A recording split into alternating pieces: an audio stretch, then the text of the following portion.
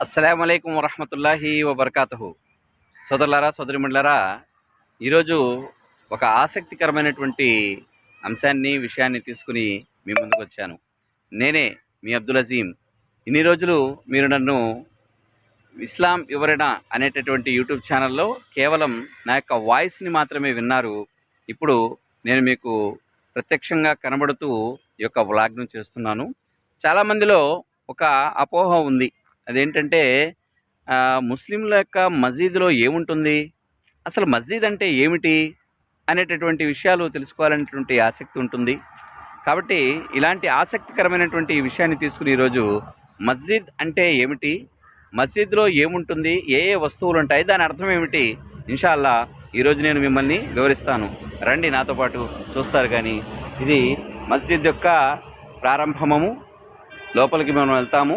ఇక్కడ వెళ్ళిన తర్వాత ముఖ్యంగా ప్రతి మస్జిద్లో కూడా, అది చిన్న మస్జిద్ అయినా పెద్దదైనా సరే, అది ఆంధ్రప్రదేశ్లో ఉన్నా, అమెరికాలో ఉన్నా, వేరే ఏ దేశాల్లో ఉన్నా కూడా మనకు ఒక ముఖ్యమైనటువంటిది మస్జిద్లో ఎంటర్ అవ్వగానే ఒక ముఖ్యమైనటువంటి ప్రదేశం మనకు కనిపిస్తుంది. అదేంటంటే దాని పేరే వజూఖానా. చూశారు కదండి, వజూఖానా. ఇలా ప్రతి ఒక్క మసీదులోనూ ఇది కంపల్సరీగా ఉంటుంది. అయితే ఇక్కడ ఇది ఒక చిన్న మస్జిద్ కాబట్టి ఇక్కడ చిన్నగా మీకు కనబడుతుంది. అదే పెద్ద మస్జిద్ అయితే అక్కడ కూడా ఇదే టైప్ ఉంటుంది, కానీ అక్కడ కొద్దిగా మార్బుల్స్తో మరియు పెద్ద పెద్ద ట్యాప్స్తో, ఇంకా కూర్చోవడానికి ఇంకా విశాలమైనటువంటి స్థలంతో ఉంటుంది అక్కడ. కాబట్టి ఇది చిన్న మస్జిద్ కాబట్టి ఇక్కడ చిన్నగానే ఈ వజూఖానాని ఏర్పాటు చేయడం జరిగింది. అయితే అది చిన్న మసీద్ అయినా పెద్ద మసీద్ అయినా ఎంతైనా సరే అక్కడ ఉండేటటువంటి ముఖ్యమైనటువంటి వజూఖానా అంటే వజూ చేసుకునేటటువంటి స్థలము. అంటే వజూ అంటే ఏమిటంటే నమాజ్ కంటే ముందు మనము కాళ్ళు చేతులను శుభ్రపరచుకోవటం.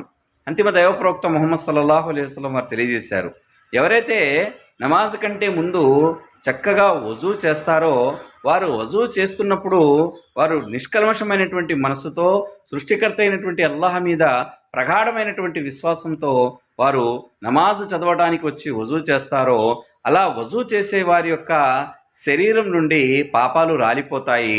ఎలాగైతే మన యొక్క శరీరం నుండి ఆ యొక్క అవయవాలను కడుగుతున్నప్పుడు నీళ్లు జారిపడిపోతుందో అదేవిధంగా పాపాలు కూడా జారిపడిపోతాయి అన్నారు అంతిమ దైవప్రవక్త ముహమ్మద్ సల్లల్లాహు అలైహి వసల్లం వారు. కాబట్టి సోదరులారా, సోదరిమణులారా, ఇదే వజూఖానా. ఇక్కడ కూర్చుని ఈ యొక్క ట్యాప్ని తిప్పి ఇక్కడ వజూ చేయటం జరుగుతుంది.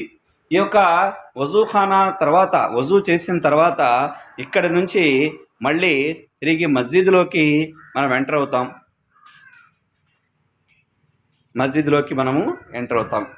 ఇదిగోండి, ఇది మస్జిద్. ఇది మస్జిద్. ఇలా మనం మస్జిద్లోకి ఎంటర్ అయ్యాం. అయితే కొన్ని మస్జిదుల్లో మాత్రమే స్త్రీలకు కూడా ఏర్పాటు ఉంటుంది, కొన్ని మస్జిదుల్లో స్త్రీలకు ఏర్పాటు ఉండదు. వాస్తవంగా అంతిమ దైవప్రవక్త ముహమ్మద్ సల్లల్లాహు అలైహి వసల్లం వారు స్త్రీలకు కూడా మస్జిద్కి రావడానికి అనుమతినిచ్చారు. మరి ఈ యొక్క మస్జిద్లో కూడా స్త్రీలకు రావడానికి మేము అనుమతిని ఇస్తూ ఈ మస్జిద్ని నిర్మించడం జరిగింది. అందుకని ఇక్కడ మీరు గమనించవచ్చు, ఇక్కడ ఒక పరదా ఉంది.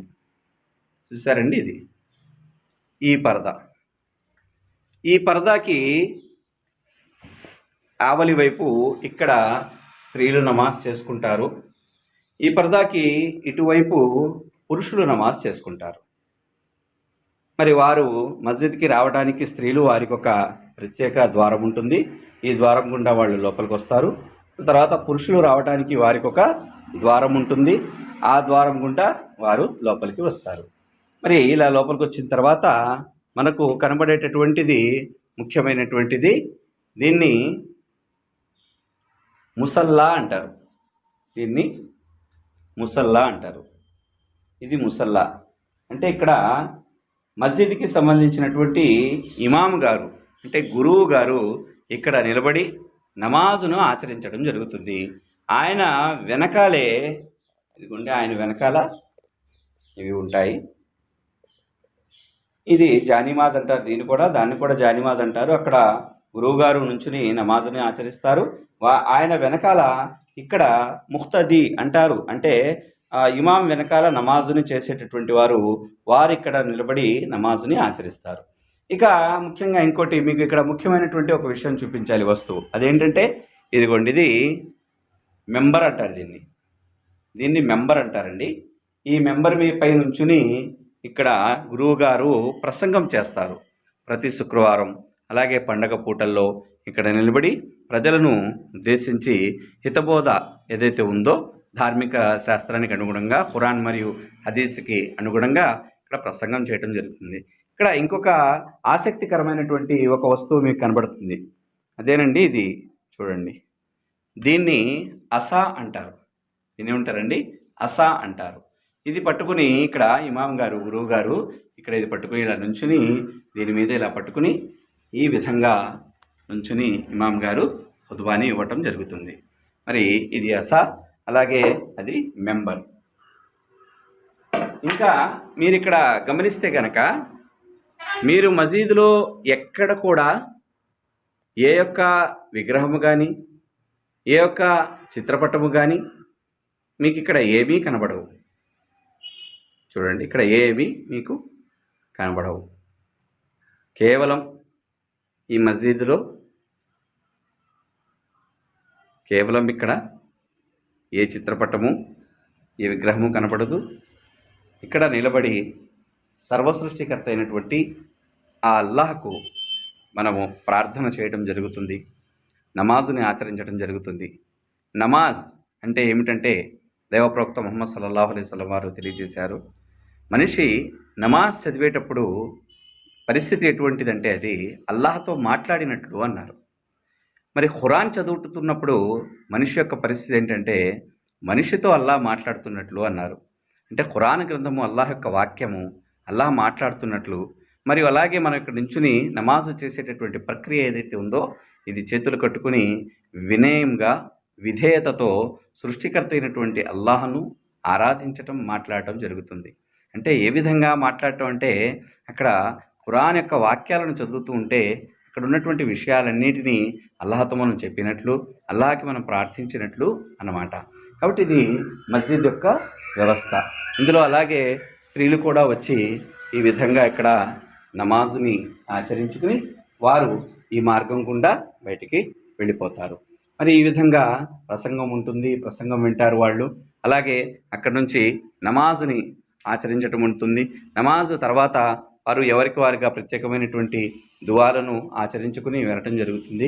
మరి మసీదులో జరిగేటటువంటి ప్రక్రియ కేవలం ఇదే. మరియు సమయానికి ఇక్కడ మసీదులో ఏం చేస్తారంటే ఇదిగో ఈ మైక్ వద్ద నిలబడి ముఅజ్జిన్ గారు లేదా ఇమాం గారు ఎవరుంటే వారు ఈ మైక్ ద్వారా అల్లాహు అక్బర్, అల్లాహు అక్బర్ అని మీరు కూడా వింటే ఉంటారు కదా, అజాన్ ఇస్తారు. దాన్ని అజాన్ అంటారు.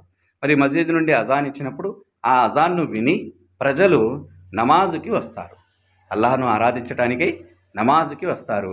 మరి దీన్ని సృష్టికర్త అయినటువంటి అల్లాహ్ యొక్క ఆరాధనాలయం అని మనం చెప్పవచ్చు. సృష్టికర్త యొక్క ఆరాధనాలయం, ఆయన్ని ఆరాధించేటటువంటి ప్రదేశం ఈ మస్జిద్ అనేది. కాబట్టి ఈ మస్జిద్ యొక్క వివరణ ఈ విధంగా ఉంది. అలాగే మస్జిద్లో మీరు చూసినట్లయితే ఇక్కడ ప్రతీది కూడా ప్రశాంతముగాను, అలాగే ఇక్కడ ఇంకా ముఖ్యంగా కొన్ని పుస్తకాలు ఉంటాయి. ఇక్కడ ఇవేంటంటే ఖురాను గ్రంథాలు, హదీస్ గ్రంథాలు, వీటికి సంబంధించినటువంటి ఖురాను గ్రంథాలు, హదీస్ గ్రంథాలు ఇవన్నీ ఉంటాయి. దీన్ని చదివి ఇక్కడ ఉన్నటువంటి వచ్చేటటువంటి ఎవరైతే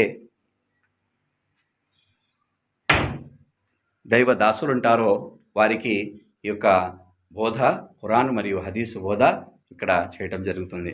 కాబట్టి ఇది మస్జిద్ అండి, సృష్టికర్త అయినటువంటి అల్లాహ్ యొక్క ఆరాధనాలయము. మరి ఇందులో సృష్టికర్త అయినటువంటి అల్లాహ్ యొక్క ఆరాధన జరుగుతుంది. ఏ సృష్టికర్త అయితే మనను పుట్టించాడో, ఏ సృష్టికర్త అయితే ఈ భూమి ఆకాశాలను వీటి మధ్యనున్న సమస్తాన్ని సృష్టించాడో ఆ సృష్టికర్త అయినటువంటి అల్లాహ్ యొక్క ఆరాధన ఈ మస్జిద్లో జరుగుతుంది. ఇక్కడ ఎటువంటి గొడవలు కానీ, ఎటువంటి ప్రపంచానికి సంబంధించినటువంటి మాటలు కానీ అవి కానీ ఇక్కడ పలకటం జరగదు.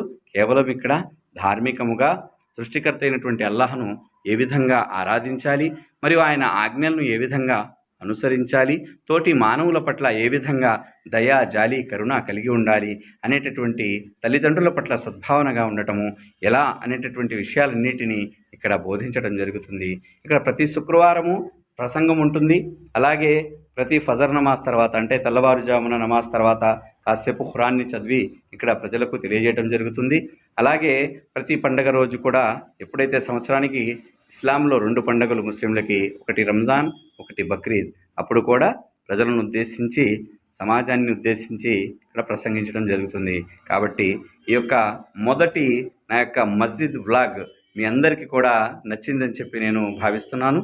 అలాగే మేము ఇస్లాం వివరణ యూట్యూబ్ ఛానల్లో ఇన్షా అల్లా త్వరలోనే మేము ప్రశ్నోత్తరాల సమయాన్ని కూడా ప్రారంభించబోతున్నాము. మీరు వాట్సాప్ ద్వారా మాకు మాట్లాడవచ్చు, అలాగే డైరెక్ట్గా ఫోన్ కూడా చేయవచ్చు. దానికి సంబంధించినటువంటి వివరాలు కూడా మీకు నేను త్వరలో తెలియజేస్తాను ఇన్షా అల్లా ప్రత్యేకమైన వీడియోలో. అలాగే ముస్లిమేతర సోదర సోదరిమణులకు కూడా ఎటువంటి సందేహాలున్నా వారు మస్జిద్ గురించి, దాని గురించి కామెంట్ చేయవచ్చు. దానికి నేను ప్రేమపూర్వకంగా మీకు సమాధానాన్ని తెలియజేస్తాను. అప్పటి వరకు సృష్టికర్త అయినటువంటి అల్లాహతో నా యొక్క దుఆయమనగా, వల్ల ఏ విషయాలనైతే మేము తెలియజేసుకున్నామో, నీ యొక్క ఆరాధనాలయాన్ని ఈ విధంగా అయితే చూపించాము, వీటన్నిటిపై మాకు ప్రేమ మరియు గౌరవం కలిగేటటువంటి విధంగా మాకు సద్బుద్ధిని ప్రసాదించు. ఆమీన్. వాఖిరు దావానా అల్హమ్దులిల్లాహి రబ్బిల్ ఆలమీన్. అస్సలాము అలైకుం వరహ్మతుల్లాహి వబరకాతుహు.